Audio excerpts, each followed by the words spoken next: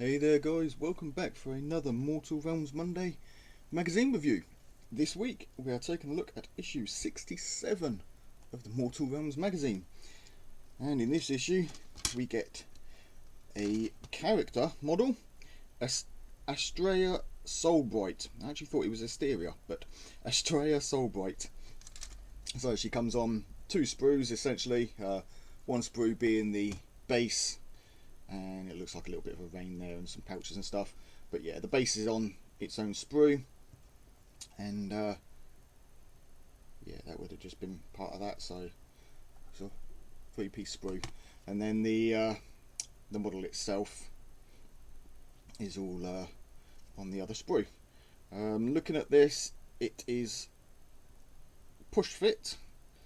We do have some pegs on the models and lots of pegging points and holes and stuff, so she is a push fit model. So as always, I recommend trimming down the peg slightly on one side, and then clipping about 1 millimeter off the length, just off the tip, so that you know that that isn't pushing right to the end of the hole and causing gaps or anything like that. And by shaving one side slightly, that allows any air that gets pushed into the hole to come back out one side, and any excess glue and stuff like that can come back up that peg, and that way you'll get minimal gaps on any seal lines. So yeah, that's there. So there she is. Now she is a character for, once again, can't remember the name, but the Goldie ones. However, because she's going to be part of my army, I'm going to paint her in my army's colours. I did post up the last couple of videos asking you guys if you have any experience to let me know if that will work, and obviously I'm assuming she just won't be called Astrea Soulbright, but I can still use her stats and just give her a new name for my army.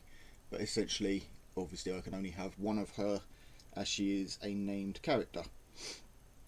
So yeah, be painting her in my colours. Obviously her armour, the mount, the Draco line, I'm not too sure at the time of filming this. Like I say, I film all the issues as I get them, and then paint over the next few weeks the models themselves. I think that the dark colour scheme of this might be in too much similar to the colour scheme of the model, so I may change the colours slightly, but I do think I'll go for a similar fade to this, where we get the darker top to the lighter bottom. But whatever I decide, check the link in the top corner there, and you guys can see the painting of this. So let's have a look. In this issue we obviously get Astrea Soulbright, we get to read about the Flesh Eater Quartz, and we get a new war scroll and battle plan. So the war scroll is obviously going to be for her. So we have Astrea Soulbright. Astrea Soulbright is more than just a warrior. She is a scholar who battles for knowledge, seeking secrets that will unlock the mysteries of life and death. Khazra, Soulbright's celestial Draco line, joined her out of respect for her quiet, considerate nature. Together, Khazra and Soulbright are skilled hunters of evil.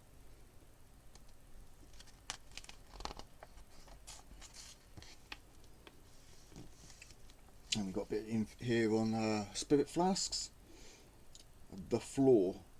So reforging is a miraculous process that allows Stormcast Eternals to return to life after being slain, ensuring their experience and strength remains intact.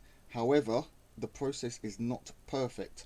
As more Stormcast die and are remade, the flaw in the reforging process becomes more clear. Those who suffer a great many deaths begin to lose their memories, becoming ruthless, hard-hearted and distant. Some develop strange obsessions or are overcome with an incredible lust for battle. Other Stormcast even suffer bizarre physical changes after many reforgings, such as having limbs that transmutate into living lightning or skin that is as hard and smooth as Sigmarite. Ooh, so yeah, a bit of a problem with dying too many times, so I'm guessing the lesson for that is don't die. And then we've got studying immortality, so obviously this is a little bit about Estrella and how she's studying Nagash and his lot. Enlightenment, so this is part for our battles, so this is obviously a battle that went on. I'm not going to read that, there is a lot to read there, but it looks like a nice bit of a background. Obviously this is on the flesh eaters, as you can see with these guys.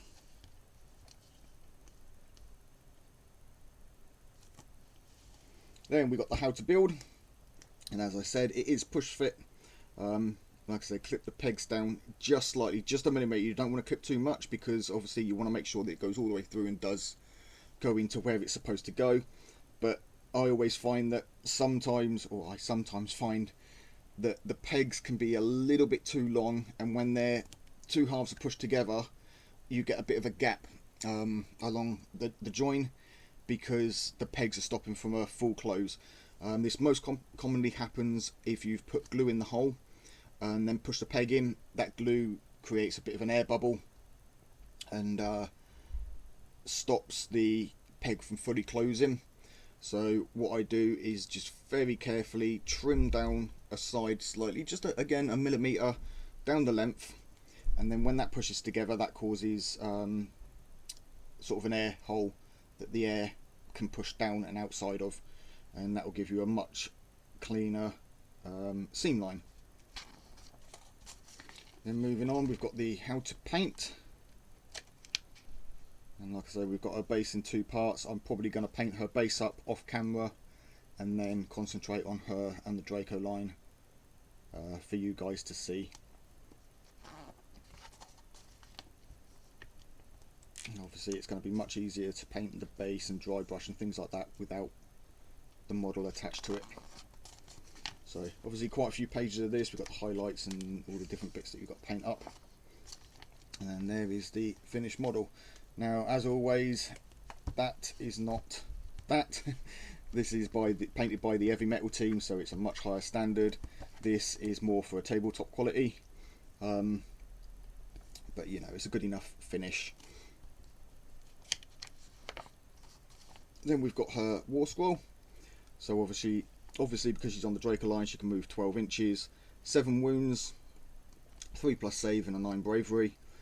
She's got the Ether Stave and Monstrous Claws, so a 2-inch and a 1-inch range, -1 rend on both. Her stave does a D3 damage, and obviously she's got some abilities and stuff. And we got on the back just how to use her abilities to a good effect. And then the what is this? The battle? Yeah, battle plan. So the Storm of Fire. A powerful cornate spirit has been released in Batar. Its influence is deadly and seemingly unstoppable. Nighthaunt, Stormcast and mortals alike are falling into fits of rage across the realm. The Stormcast must stop the crisis while continuing their assault on the Nighthaunt. And obviously we've got the map of where the battle takes place, the list of models that we can use for both armies, and again, as is with I'm assuming always now, we use the 4 battle mats, and in this case we're using 2 heroes and 6 troops, so we're using full-size battles now, full-size armies.